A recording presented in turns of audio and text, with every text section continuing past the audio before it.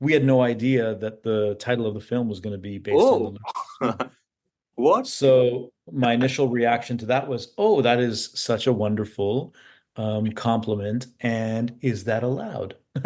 When I saw the video, I was like, this is wonderful. And then there's the move with the hand. And I was like, Exactly. oh, I'm like, people are going to hate that. No one's going to do it. And it's the one move that has taken over the whole world over the last couple of months. So that's why I should have no say over these things because I was completely wrong about it. Shahid dance is amazing. I mean, Kriti's like, how do I say this? Like, she's perfection, really. ओ तेरी आंखों में इकरार की बातों में भीगी भीगी रातों में मुझको है खो जाना तेरी बातों में ऐसा उलझा जिया बैठे ही बैठे मैंने दिल खो दिया.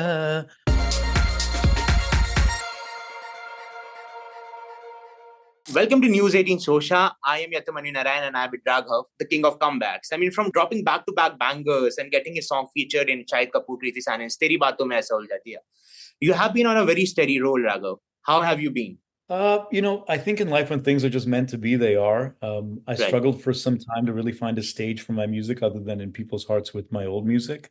So for it to now happen on a few records back to back with new stuff, although some of the new stuff is actually old stuff, it feels pretty great. Right.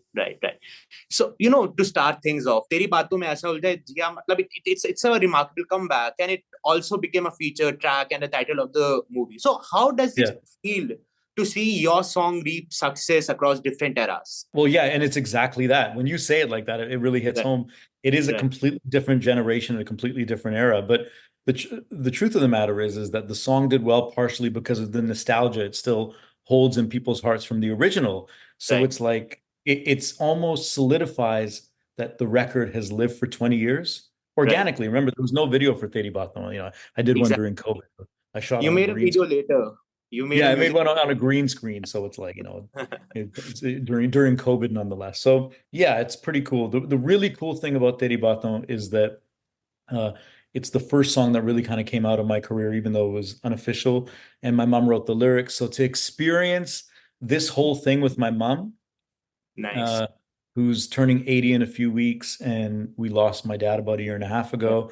Like to kind of, experience this. Dad would have loved this, by the way. He would have been like right, over the moon about it.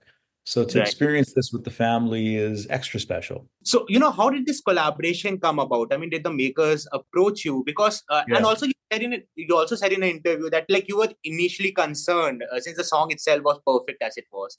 So, I mean, what sort of creative Yeah, input did you? Yeah, I mean, what sort of creative input did you give to Tanish Bakshi, like in making the reprise version?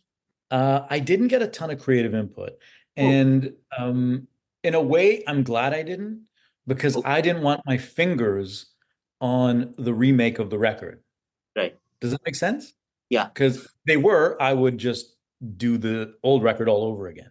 So asking me to recreate it would be like getting me to, getting someone to redesign their model, plane, that they've built from scratch. You can't do that. It's your baby. So, um, uh, the only thing there was a couple of things that were really surprising about it. First of all, when I do a vocal for a song, I record the lead vocal, Yeah. Teri Baaton mein aisa. And then what I do is to make that extra exciting, I record what I call an octave harmony on it. Teri Baaton mein The aisa. higher octaves. Yeah. And they use the high octave as the Yeah. lead vocal. So Yeah. when I heard that, actually, it drove me crazy. I was like, no, Right. no, no. This is not what it was meant to be. But Right. somehow I think they were right about that because even though I did it, and the other thing is that when you do high octave harmonies, they're going to be tucked into the track a little bit. Yeah. So you're not necessarily giving it your primo performance, but somehow, when things are meant to be, they're magic. It does work on the record in the new way. Right. Once you get past the jarring kind of, oh, this is an octave higher than the original record. So that worked. And then the second thing was surprising was that we had no idea that the title of the film was going to be based on the Oh, lyrics. what? So my initial reaction to that was, oh, that is such a wonderful compliment. And is that allowed? Exactly. So Exactly. yeah. So there were a few frantic calls to lawyers and we figured it out pretty quickly. But uh, yeah, it's always that balance between like, is it fair? Right, And it's such a cool homage, you know?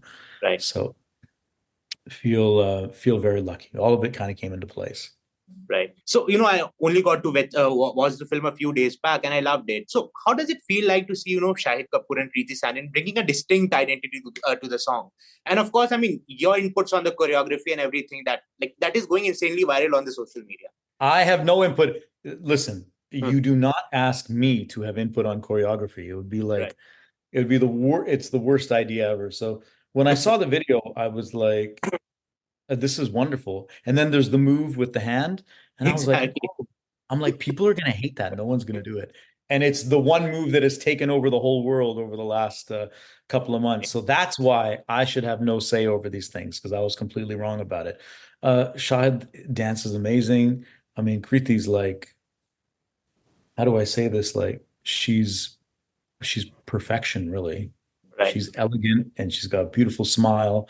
She seems smart and engaged, and it's like, she's kind of like the perfect person.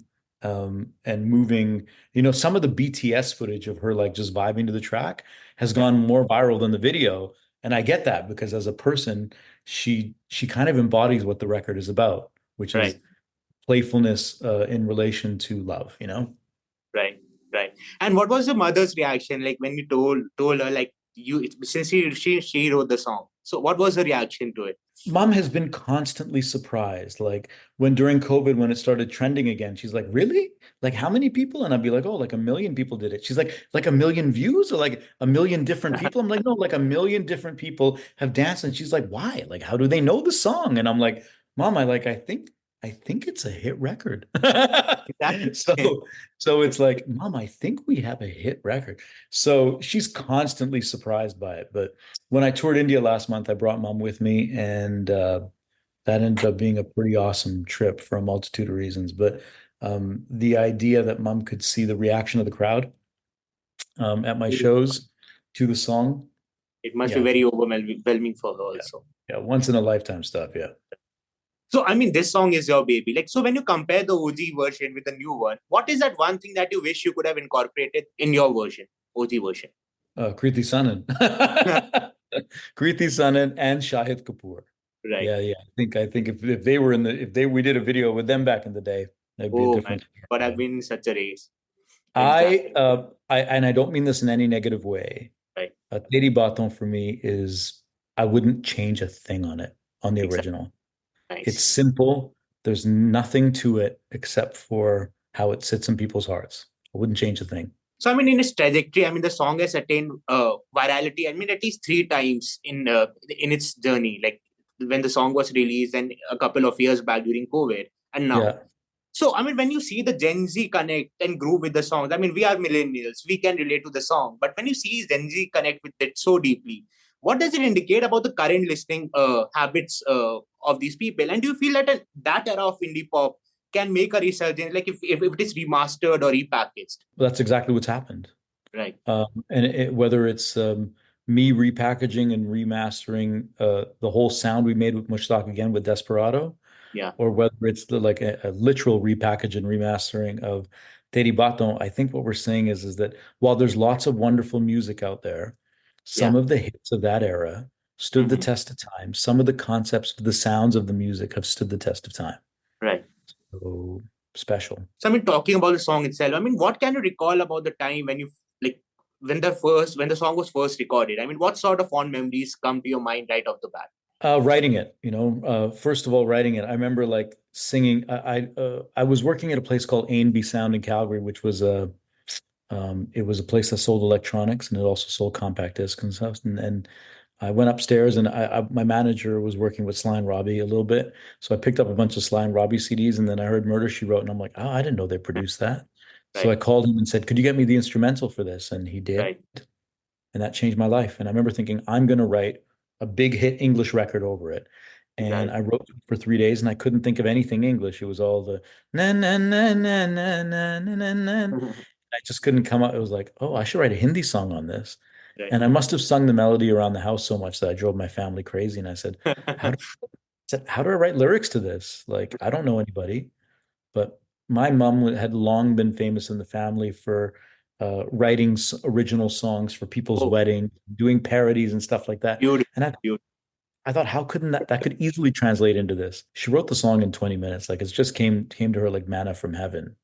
And I remember being downstairs and not wanting to be in the room when she wrote it and dad running up and down. That memory's like maybe one of the strongest memories in my life. And then recording it, I recorded it at a local school in Calgary that happened to have a recording studio in their music program. Right. And they let me use the studio. And the engineer was a guy I went to high school with. So you know, I was so fresh at recording back then that it's like, oh, what does this plugin do? What does this plugin do? Completely uneducated. Like, never went to music school and learned the Right. different technical aspects of it. So it was purely based on discovery and sound and seeing what it does. And it kind of worked, gave me the biggest record of my life. Nice, nice. So on that note, like our listeners would be happy if you can hum a line or two of that song. वो तेरी आंखों में इकरार की बातों में भीगी भीगी रातों में मुझको है खो जाना तेरी बातों में ऐसा उलझा जिया बैठे ही बैठे मैंने दिल खो दिया ओ Beautiful, beautiful. So, coming to your latest single, that is Cholo, as always, I love the track.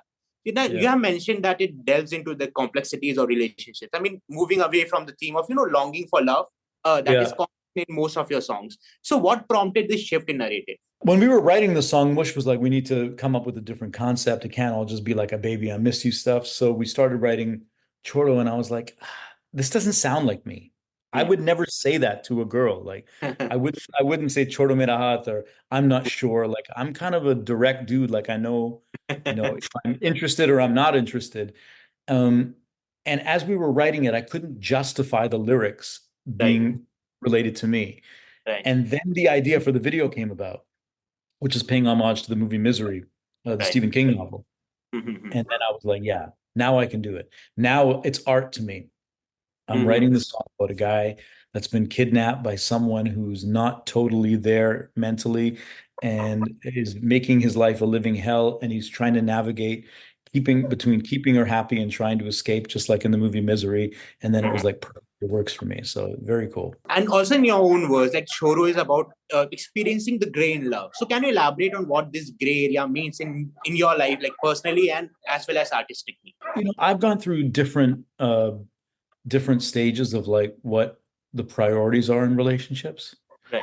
And now, what they were in my 20s maybe aren't what they aren't now, if that makes sense. So as you grow through that confusion, there's always lots of gray. Lots of people, all these people that get married when they're 25 and they're totally happy. I'm like jealous. Mm-hmm. Yeah. That didn't happen for me. And for me, there was way more nuance in it. And I'm Mm-hmm. only now kind of reaching a place where it feels like it's coming together in terms of knowing who I am and what I want and finding that. Mm-hmm. So yeah, Choros, there is a lot of gray area when you discuss how people feel in relationships. Having said that, as it applies to this song, it's definitely more about relating to the idea for the video. So I mean, the song also uses a sample from Geeta Dutt's "Piya Yeah, Aise Dame Samajh." So could you share since about the decision making process between you and Mushtaq? yeah. Choosing this song, this particular sample for Choro. I Mush chose it. Yeah. Mush chose it, but I only remember saying we need to go back to that era. Kabhi yaar kabhi paar leke pehla pehla pyar. We need to go back to that era Right. because chura liya, aadmi jo kehta hai, they are they're different eras completely, male voices that we Right. needed to after we did a couple of those, we needed to go back to this and it seems to be doing well. It does seem to be living in the shadow of Teri Baaton a little bit. So I don't think, excuse me, I think we're just getting started on promoting it in some ways. Right. So let's see what people feel over the next few weeks. So I mean, while we are at it, I want to listen to some bits of the song right now from you, Prof Solo. She tells me, don't go, don't go, don't go. So I said, yo, yo, whoa, whoa, slow, slow. I just want love for the night, but she wants love for the life. So I said, choro, choro, choro, choro, choro mera heart. Nice, Ay, so, there you go, yeah. nice, nice, nice. So, I mean, you also sang for Sachin Jigar for Murder Mubarak. Yeah, How did Killer Killer come about? And excuse your me. experience of collaborating Sachin Jigar, like they are one of my favorite music composers currently. Actually, the first Bollywood song I ever did was with Sachin Jigar. It Right. was Hey Nana Shabana, Okay. the title Okay. track from that. The way it came about is that Maddox Films that made Teri Baaton also made Murder Mubarak. Mm-hmm. I was in Mumbai actually, and I kept seeing billboards for it, and I was like, Mm-hmm. oh, this looks so cool. I wish I was part of this. And then Mm-hmm. next thing you know, like I was part of it. So I got a call on a Monday saying, can you come in the next day and record it? And I did. And then I heard it. It was really different for me because it's in Punjabi. I'm not fluent in the language. I needed help. I had to take in someone from my management team who's fluent to kind of help me through it. And I wanted to make sure it was authentic. And it was great. I love the verses in the song Yeah. big time. You know what I mean? So I really enjoyed singing it and I enjoyed meeting them. You know, when you meet people who you worked with 15 years ago and you've never actually been in the same room as them, it's Mm-hmm. like, it's a cool little full circle moment. So you were also quite a national crush in the 2000s, and you attained this, multinational appeal across borders, across time zones. So what can you recount about that time and the kind of limelight and attention that came your way? And if you have any interesting anecdotes about the same. I guess I felt like a pop star, you know? It was pretty cool. And it Mhm. stayed with me. And there've been times that you kind of miss that. Like, as you get into your 30s and now my 40s, you're like, oh, like how do you reconcile that that was your life? Like it was a pretty unique and amazing and wonderful thing. Right, Um, and I have no yearning to recreate it. I right. only have a yearning to use that to have a career so that, hopefully when I die in 30, 40 years or whatever it's going to be, um, it was like that was the start of a lifetime in music. Mhm. And I think if I look back at it too longingly, then you can't really use it as leverage to be better in the future. So, I mean, being a single parent, how has this aspect of your personal life, influenced your music and career choices? And also, can you share some insights? How do you balance the demands of single parenthood with your rigorous, professional commitments right now? It's hard. That's really hard. You Right. know, I co-parent and it's not how I drew it up. Hmm. So it's the hardest thing I've been through in my life. I wanted to be with my daughter as much as possible. Mhm. And it's a process to get to that point sometimes. So now I'm with her like 50% of the time. Hmm. But I live in a place where it's a wonderful, lovely place. But for me to monetize what I do to provide for her, it requires that I travel. And so when you limit the amount that you can do that by 50% because you're with her, it's like sometimes it's a really difficult thing because it's the balance between being there with her and also allowing the career to progress so that I can provide for her. Um, but 50% has worked for the most part just fine. And I give my co-parent some credit there, like on the occasions where I have to go, then, where we have to do that together, and that's great. But sure, it'd be easier if I lived in London or Mumbai or something like that. But for the time being, that's not in the cards for me. And my daughter is the number one priority. And it's so much easier. I was just telling someone this morning that like we live in an industry where um, everything is about us. My schedule, what went my record release schedule, my show schedule, my recording schedule, my touring schedule. And as soon as Ria was born, it was like I was very clearly in second place. And actually, it was helpful because when you're making decisions for someone you love so much exponentially more than yourself, you more often than not, you make the right choice because you don't cut corners in justifying wrong decisions, knowing that you're the only person that faces the consequences of that. So she's been really great in helping provide clarity on stuff like that. And she's funny and she's starting to be proud of what I do. I'm still not allowed to sing around her friends or at the school. Um, and she's just changed my life, like made it so much better. And I don't think it's any coincidence that the best part of my career has come after she was born. That's beautiful. That's really beautiful. So no, I listened to a very adorable audio clip of you singing Pika Sharab on your Instagram, and that instant, and it made me curious. I mean, what if Raghav takes his fans by surprise by dropping a track? That explores more contemporary genres like ghazal, semi-classical, thumri, something like that. So will you ever be open to that idea? Yes, very much so. Like the past few weeks, I've been obsessed with Jagjit Singh and Yeah, Chitra Singh did a live concert called "Come Alive," yes, and I've been listening to it top to bottom. And I right. was like, I could do this. I could do this Exactly. and give it a different twist. But like Ali Sethi does a wonderful job Yeah, of he does. taking ghazal and doing it over something contemporary. I wouldn't do that. I would just do it like the way it was done in 1982. Done. I would just 1980. do it just like that. So Right. actually, I DM'd Jonita Gandhi about this, Oh wow. and she hasn't seen the DM yet. So if you can tell Jonita to please go check her DMs, she will see that it's No, there. I mean that would be very interesting to see. You tackling much contemporary songs, contemporary tracks like that. Yeah, Once again. I would love to do that. So at this juncture of your career, how willing are you to experiment with your sound? I mean, will you rather be comfortable in sticking to your innate style, or would you be like willing to take risks and explore different techniques, different sounds, different genres? The next one, Chingari was a risk. Right, Chingari was a real deviation of the sound. Even though right, it contains a sample, it's totally different. And right, I don't think that Chingari has really had its day yet, right. you know? So Chingari was very different from anything we've ever done, and I give much credit Mhm, for that. The next mhm. single is a little bit of a deviation, but also pays homage to my love of reggae music that gave us Teri Oh, Baaton in July. yeah. So, yep, stand by. How open are you to the idea of composing music for Bollywood? I mean, because certainly you have a very rich repertoire of like I'd love tunes that can easily resonate with the current generation, as like we can see with Teri Baaton. So in future, would you like to like venture into that space?